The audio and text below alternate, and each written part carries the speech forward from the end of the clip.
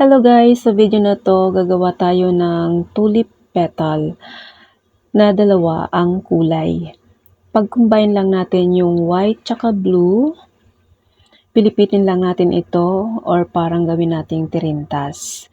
Any color na gusto nyo.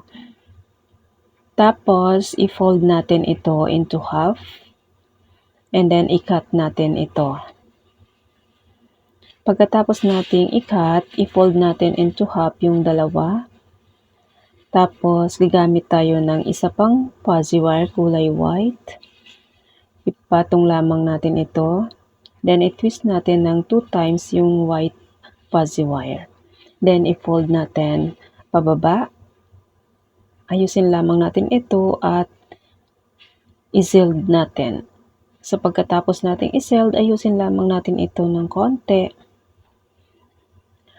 Tapos, i-cut natin yung dulo.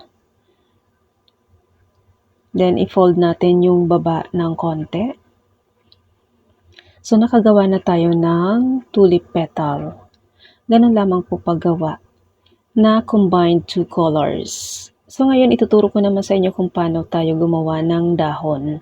Dalawang kulay green na fuzzy wire, i-fold into half.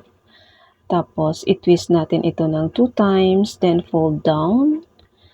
At kuha lang tayo ng isang fuzzy wire para pang-lock. So, ganun lamang paggawa ng petal at dahon ng tulip. Thank you for watching. Bye!